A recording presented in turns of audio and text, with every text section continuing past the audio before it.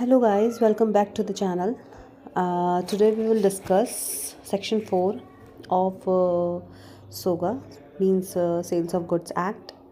And one more thing is that in today's video we will discuss a very brief uh, interpretation of sale and agreement to sell. So first of all, you have to be very clear about what is sale and what is agreement to sell, and what are the essential elements of these two words. So let's start our video. So section 4 क्या बोलता है? Sale and agreement to sell के बारे में. अब इन दोनों words में क्या डिफरेंस है, ये सबसे पहले हमें जानना बहुत ज़रूरी है.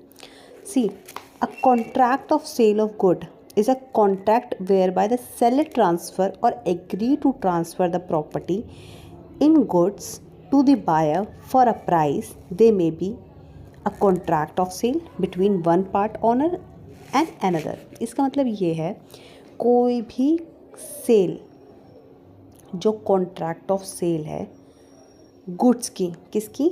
गुड्स की. गुड्स की जो सेल है वो जो ट्रांसफ़र होती है या एग्री टू ट्रांसफ़र होती है प्रॉपर्टी इन गुड्स बायर को एक प्राइस के ऊपर, मींस कोई भी कंसिड्रेशन के ऊपर, तो वो क्या कहलाती है? Contract of sale. For example, A and B है.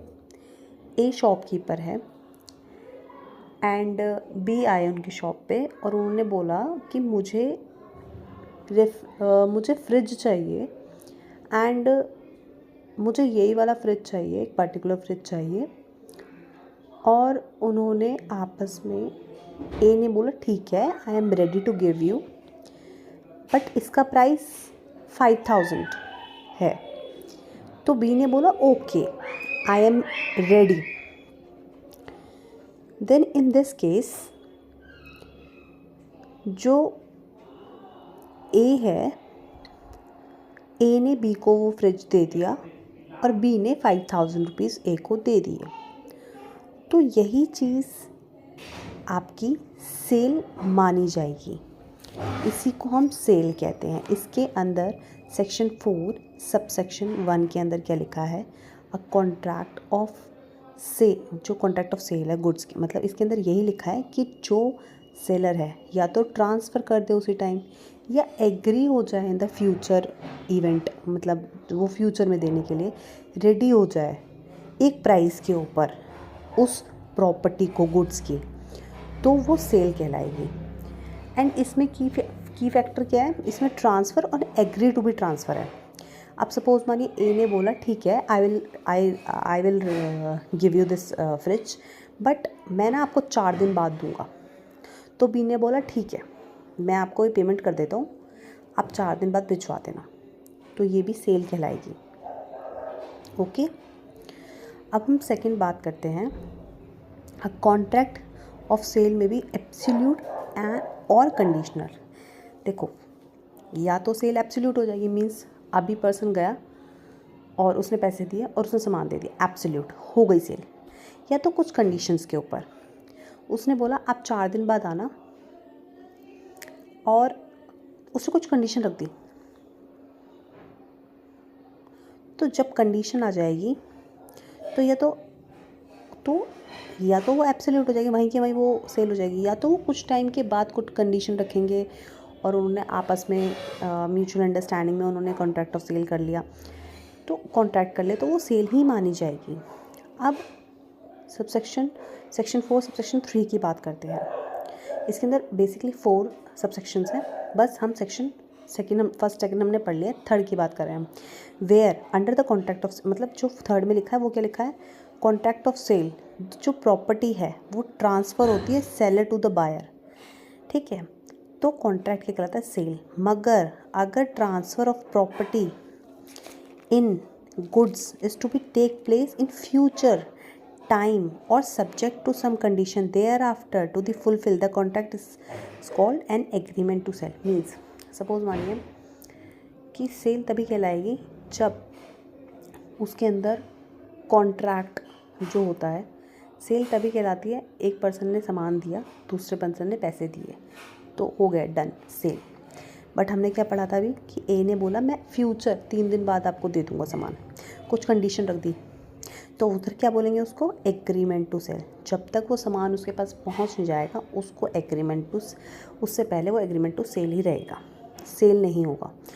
अब सबसेक्शन 4, अब देखो, अब हम नेक्स्ट पॉइंट बात करते हैं। उसमें क्या लिखा है, agreement to sell become a sale कब होगी, एग्रीमेंट टू सेल जब या तो टाइम लैप्स हो जाए और उसने सामान दे दिया, या जो कंडीशन है वो फुलफ़िल हो जाए, तो वो सेल मानी जाएगी।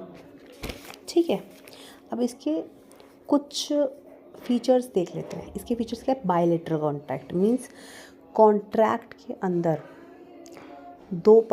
एटलीस्ट दो पर्सन होने ही चाहिए, एटलीस्ट दो पर्सन, कभी एक सिंगल पर्सन कॉन्ट्रैक्ट नहीं। सेकंड आया जो हमने फर्स्ट पढ़ लिया है कि दो पार्टीज़, सिंगल एक पार्टी नहीं, मतलब दो पार्टीज़ एटलीस्ट, कम से कम दो पार्टी तो होती है कॉन्ट्रैक्ट में। तो हमने कुछ फीचर्स पढ़ रहे हैं। ठीक है, अब है मूवेबल प्रॉपर्टी। उसका फीचर है मूवेबल प्रॉपर्टी होनी चाहिए। मूवेबल प्रॉपर्टी की जो डेफिनेशन है वो ऑलरेडी सेक्शन 2 सबसेक्शन 7 के अंदर दी गई है, जिसके अंदर ये लिखा है movable property other than actionable claim but include stock share, वो सब चीज़ें हमने डेफिनेशन में पढ़ चुके हैं। थर्ड है कंसिडरेशन मींस मॉनेटरी, कुछ कंसिडरेशन होनी चाहिए। फोर्थ है transfer of property and rights means ऐसा नहीं होना चाहिए कि उन्होंने आपको पैसा दे दिया और उन्होंने आपको सामान दे दिया बट आपने उनको पैसा दे दिया, सेल हो गई, बट थोड़े दिन बाद आपने बोलो आप उनको पता चला कि आपने उस चीज़ का राइट ही नहीं दिया था उनको। तो ऐसा नहीं होता। जो सेल होती है उसके अंदर राइट्स भी ट्रांसफ़र होते हैं। अब लास्ट पॉइंट ये है essential element of valid contract, मतलब वैलिड कॉन्ट्रैक्ट बनाने के लिए जो एसेंशियल एलिमेंट चाहिए होते हैं वो भी ज़रूरी होते हैं। और ये जो हम वैलिड कॉन्ट्रैक्ट का जो कॉन्सेप्ट है वो भी हम डिस्कस कर लेंगे क्लास में। ठीक है, so that's all for today. And अगर आपको कोई भी किसी भी टॉपिक के लिए अगर आपको कोई डाउट है तो आप कमेंट सेक्शन में आप लिख सकते हैं, मैं उसके ऊपर पूरी डिटेल्ड वीडियो अपलोड करूँगी ज़रूर। And if you like this video please share it and subscribe it. Thank you very much.